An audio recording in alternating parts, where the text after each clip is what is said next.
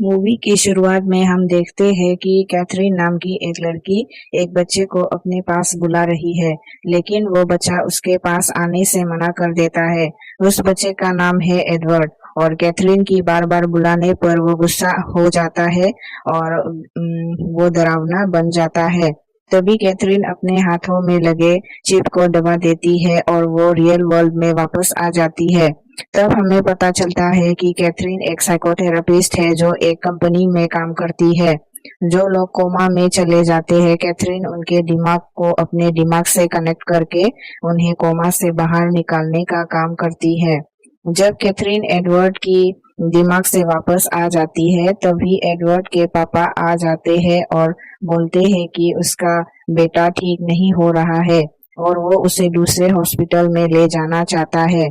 तब कैथरीन बोलती है कि उसका बेटा धीरे-धीरे ठीक हो रहा है और अगर फिर भी एडवर्ड के पिता एडवर्ड को ले जाना चाहता है तो ले जा सकते हैं।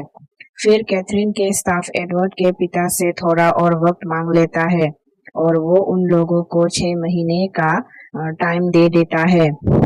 नेक्स्ट सीन में कार्ल नाम के एक लड़के को दिखाते हैं जो एक लड़की को पानी में डुबा के मार रहा होता है और वो लड़की तड़प तड़प के मर जाती है।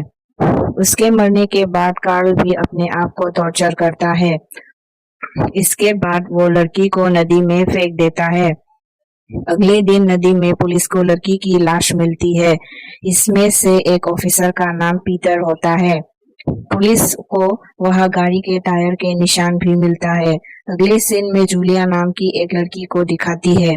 उस लड़की को बाद में कार्ल किडनैप कर लेता है और दूसरी तरफ दिखाते हैं जहां पर लड़की की डेड बॉडी मिले थे, वहां पर कुत्ते के भी बाल थे, जिसके कारण पुलिस को पता चलता है कि किलर के पास कुत्ता भी था और वो कुत्ता रेयर ब्रीड का था। उस कुत्ते के कारण किलर के घर का पता लगा पाता है। अगले सीन में दिखाते हैं जो लड़की किडनैप हुई थी, पीटर उस घर का पता लगाता है और वो इन्वेस्टिगेट करने वहां जाता है।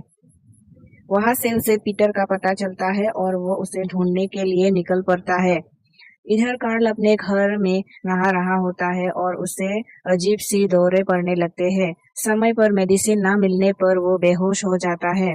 तभी वहां पुलिस आ जाती है और कार्ल को हॉस्पिटल ले जाता है और डॉक्टर बताता है कि कार्ल कोमा में चला गया है और वो शायद ही कभी होश में आए। फिर पीटर बोलता है इसने जूलिया नाम की एक लड़की को किडनैप किया है। अब लड़की को कहाँ रखा है किसी को नहीं पता, कार्ल के अलावा। तभी डॉक्टर उन्हें कैथरीन वाले एक्सपेरिमेंट के बारे में बताता है और वो लोग कार्ल को तुरंत ही कैथरीन के पास ले जाता है और उनसे मदद मांगता है। पहले तो कैथरीन हेल्प करने से मना कर देती है, पर लड़की की जान को खतरे में देखकर कैथरीन उसे हेल्प करने के लिए रेडी हो जाता है। फिर वो कार्ल के दिमाग में जाती है, जहां उसे अजीब और बहुत डरावनी चीजें देखने को मिलती है। आगे जाकर कैथरीन को कार्ल का छोटा रूप देखने को मिलता है, जो बहुत ही इनोसेंट था। फिर कार्ल वहां से भाग जाता है। उसके पीछे जाने से कैथरीन को कई सारी लड़कियां मिलते हैं जो कार्ल ने मारा था। तभी पीछे से एक लड़की आती है और उसे बेहोश करके वहां से ले जाती है। वो कैथरीन को एक राजा के पास ले जाती है, जो और कोई नहीं कार्ल का डिमोनिक रूप है। जब कैथरीन को होश आती है, वो कार्ल की इस रूप को देखकर डर जाती है और वो अपने हाथ में लगी चिप को दबा देती है और वो वापस अपने रियल वर्ल्ड में आ जाती है। फिर कैथरीन पीटर को बताती है कि कार्ल अपनी दुनिया में एक डिमोन बन चुका है और उसे वापस होश में लाना बहुत मुश्किल है। इसके बाद कैथरीन फिर से कार्ल के दिमाग में जाती है। वहां से उसे छोटा कार्ल फिर से मिल जाता है।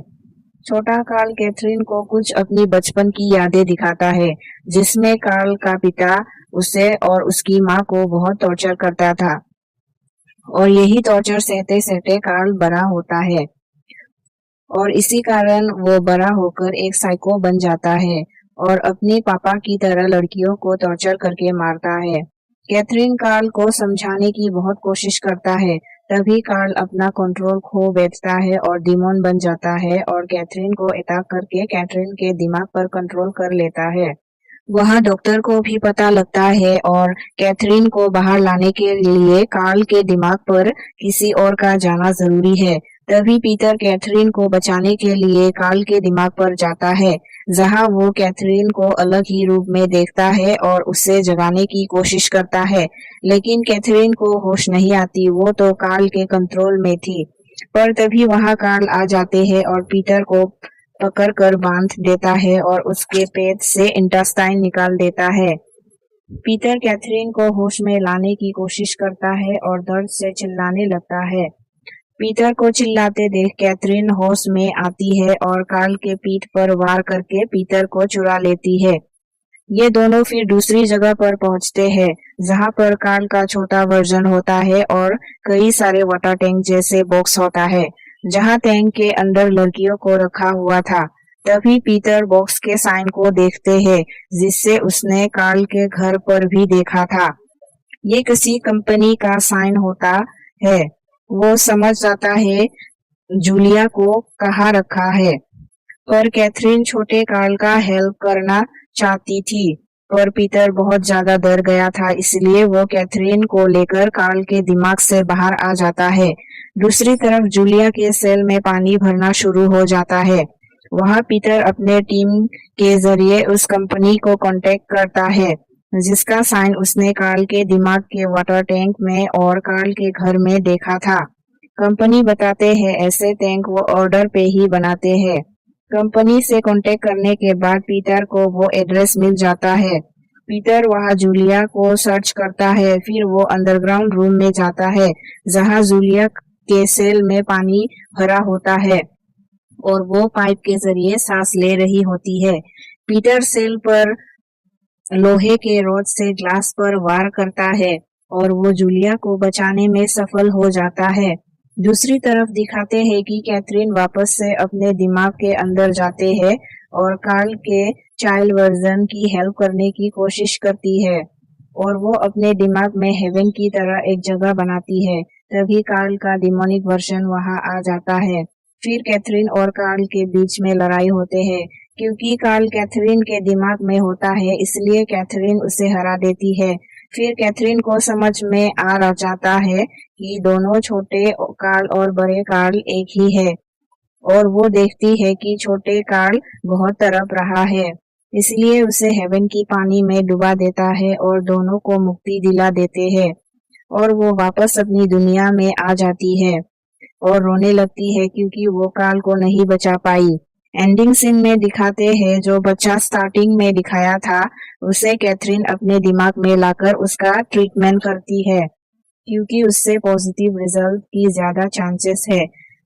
वही मूवी का दी एंड हो जाता है।